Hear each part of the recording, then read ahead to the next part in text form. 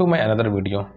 जैसा कि हम लोग ट्रेड करते हैं स्टॉक मार्केट में, बट बहुत लोग ऐसे बिगनर होते हैं और ट्रेडिंग जर्नी छोटी छोटी गलतियों को इम्प्रूव करने से होता है। डे वन से कोई परफेक्ट नहीं होता है, बट जो हम लोग गलतियां करते हैं ट्रेडिंग के दौरान, अगर हम उनको बार बार रिपीट करते हैं तो वो सही नहीं है। बट कई बार हम लोग गलतियां करते हैं बट हमें वो गलतियां रियलाइज़ नहीं होती, क्या ये गलतियां हम कर क्यों रहे हैं। तो अगर हम उन्हीं छोटी छोटी गलतियों को अगर डायरी पे नोट करें डेली, अगर आप ट्रेड करते हो तो वो ट्रेड में कौन सी गलती हुई, जब आप ट्रेड ले रहे थे आपके दिमाग में ऐसा क्या चल रहा था, और जब आपने ट्रेड ले लिया वहाँ पे प्रॉफिट हो लॉस हो जाए, अगर प्रॉफिट बुक किया तो आपने क्यों प्रॉफिट बुक किया था, आपने लॉस क्यों बुक किया, ऐसे कौन सी सिचुएशन है, अगर आप कंसिस्टेंट लॉस कर रहे हैं तो कौन कौन सी गलतियाँ हैं। अगर आप इन सारी चीज़ों को नोट करोगे तो मैं आपकी चीज़ कह सकता हूँ कि आप ट्रेडिंग इम्प्रूव होगी। और ट्रेडिंग में यही है कि गलती सबसे होती है, बट जो गलती को बार बार रिपीट करता है वही एक प्रोफेशनल ट्रेडर बनने से दूर हो जाता है। जो एक बार गलती कर सकता है 2 बार, बट अगर आप बार बार गलती करोगे तो सही नहीं है। तो मैंने जो कुछ गलतियां मेरे से होती थी, जिनको मैंने अपने अंदर इम्प्रूव किया, जिन स्किल्स को डेवलप किया, जिन साइकोलॉजी को बिल्ड किया, जैसे कि होता क्या था कि कई बार लोग करते क्या है कि पैनिक सेलिंग कर देते हैं बेस्ड ऑन न्यूज़।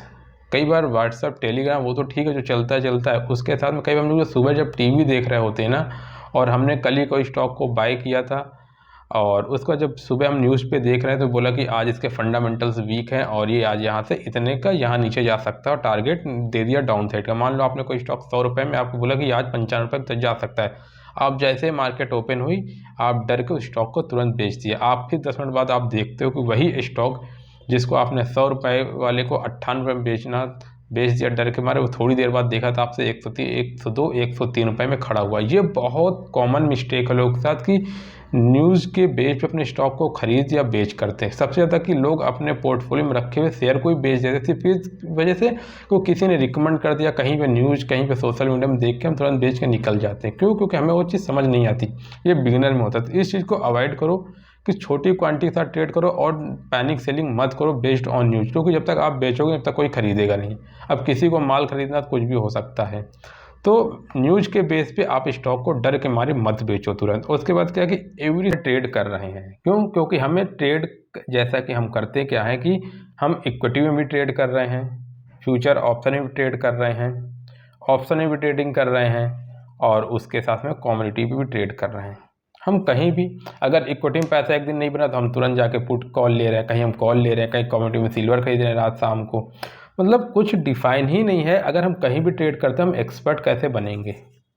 इक्विटी कर लो, ऑप्शन पे ट्रेड कर लो या कमोडिटी में कर लो, कहीं एक जगह से शुरुआत करो जहाँ पे आप परफेक्ट हो जाओ।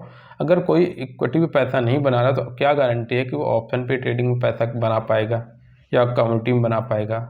सब जगह पैसा बनता है, बट आपको कहीं से शुरुआत करनी पड़ेगी। लेकिन एक चीज़ को पकड़ के करोगे तो होगा।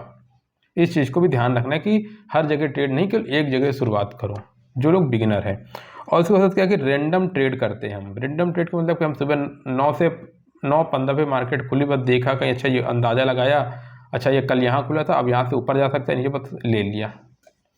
कोई पैटर्न नहीं, कोई रिसर्च नहीं, कोई टेक्निकल एनालिसिस नहीं, सिर्फ अंदाजे से हमने रैंडम ट्रेड ले लिया। रैंडम ट्रेड्स की वजह से सबसे ज़्यादा नुकसान होते हैं। तो रैंडम जो ट्रेड करते हैं उसको अवॉइड करना है, ठीक है। और विदाउट स्टॉप लॉस ट्रेडिंग करना। कई बार होता है कि हम कोई ट्रेड लेते हैं, पहले तो हम रैंडम ट्रेड ले रहे हैं, सबसे बड़ी गलती हमने वहीं कर दी, स्टॉप लॉस डिफाइन नहीं हुआ। और जब रैंडम ट्रेड हो तो आप स्टॉप लॉस भी नहीं लगा पाओगे।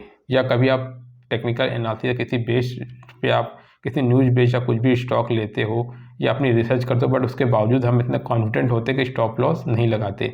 अच्छे अच्छे शेयर भी नीचे जाते हैं, कोई सा भी शेयर नीचे जा सकता है, कुछ भी मार्केट में हो सकता है। शाम कुछ है, सुबह कुछ और होगा, सुबह कुछ और, दोपहर में कुछ और होगा, मार्केट क्लोज होता है तो मार्केट कुछ और हो जाएगा। आपको विश्वास नहीं होगा ये कैसे हो गया। तो मार्केट किसी भी डायरेक्शन पे जा सकता है, बट आपको अपने कैपिटल को सेव करना होगा। मार्केट में पैसे कमाने से ज़्यादा फोकस नहीं, पहली चीज़ कैपिटल बचाना। जब कैपिटल बचेगा तो पैसा भी बनेगा। उसका होता क्या है कि लैक ऑफ पेशेंस नहीं होता। अगर मान लो कि अभी मार्केट साइडवेज चल रही है, कहीं कुछ हो रहा मार्केट में, ज़्यादा वॉलेटिलिटी है, आप वेट कर लो, 1 दिन 2 दिन ट्रेड नहीं लोगे तो क्या हो जाएगा, 1 दिन बाद ट्रेड ले लेना। बट पेशेंस नहीं बना पाते और उसी जल्दीबाजी और हड़बड़ी में अगर कहीं पे शेयर हमने ले लिया और फंस गए गलत ट्रेड पे, तो हो सकता है कि आपको स्टॉक को 1 दिन 2 दिन 1 हफ्ते 1 महीने 6 महीने लोगों को होल्ड करना पड़ सकता है। तो पेशेंस मेंटेन करो। और कई बार होता है कि अच्छे ट्रेड ना हो, बहुत ज़्यादा लॉस भी होते हैं, हमें अपने सही जोन तक आने का वेट करो, उसके बाद एंट्री लो स्टॉक में, तो आप वहाँ से एक अच्छा पैसा बनाने में आपको मदद होगी। उसके साथ ही क्या होता है कि क्विक मनी बनाने के चक्कर हम लोग मल्टीपल ट्रेड कर लेते हैं। अच्छा, यहाँ पे लिया, यहाँ पैसा है, इसको बेच दिया, फिर दूसरा खरीद लिया, फिर तीसरा खरीद, दिन में 7-8 ट्रेड कर रहे हैं और शाम को देखते हैं प्रॉफिट 500 का, ब्रोकरेज 800 की। तो इस वजह से पूरा दिन इतना बिजी शेड्यूल, इतना परेशान होकर, इतना मेंटली प्रेशर लेके अगर सब कुछ करने के बाद शाम को -300 400 ब्रोकरेज पे कर रहे हैं अपने पास, तो क्या फ़ायदा ऐसे ट्रेड का। इससे अच्छा कोई क्वालिटी एक ट्रेड लिए होते, जिसमें शाम को अगर 500 रुपये कमाए होते तो 100-150 रुपये ब्रोकरेज का 300-400 बचते। बट इस वजह से सबसे ज़्यादा लोगों को नुकसान हो जाता है। उसके बाद होता है कि मल्टीपल ट्रेड हम जो लेते हैं, मल्टीपल ट्रेड, एक ही स्टॉक को बार बार हम उस पर एवरेज करते हैं, पैसे को घुमाते हैं एक ही। हमें कई बार होता है कि हमारे पास 50,000 कैपिटल, हम इससे एक स्टॉक को बेचा, फिर दूसरे में निकल जाए, तीसरे में, ऐसे करके दिन भर 4-5 ट्रेड ले लेते हैं। इस वजह से हमें प्रॉफिटेबिलिटी कम हो जाती है। और दूसरी सबसे बड़ी मिस्टेक होती है कि हम लोग एक ही गलती को बार बार करते हैं। आप मान लो ट्रेडिंग करते हो, अगर आपने न्यूज़ बेस कोई स्टॉक बेच दिया, तो आपको चीज़ ध्यान रखना चाहिए कि अगली बार मैं से गलती हुई थी, 1 बार 2 बार मैं गलती कर चुका, बट अगली बार मुझे गलती नहीं करना है। मैं लास्ट टाइम मैंने स्टॉप लॉस नहीं लगाया, जिससे मेरा ज़्यादा नुकसान हो गया था, इस वजह से मैं अगली बार स्टॉप लॉस लगाऊंगा। बट हम सेम मिस्टेक को बार बार कर रहे हैं। अगर वही सेम मिस्टेक बार बार होगी तो नुकसान होगा और प्रॉफिटेबल ट्रेडर बनने में टाइम लगेगा। जिस दिन से आप इन गलतियों को कम करना शुरू कर दोगे, रिपीट नहीं करोगे, वही एक अच्छा ट्रेडर कहलाता है। कुछ भी रॉकेट साइंस नहीं, बट यही बेसिक चीज़ों को लोग फॉलो करते हैं, जो रूल को बनाते हैं और फॉलो करते हैं कंसिस्टेंट बेस पे।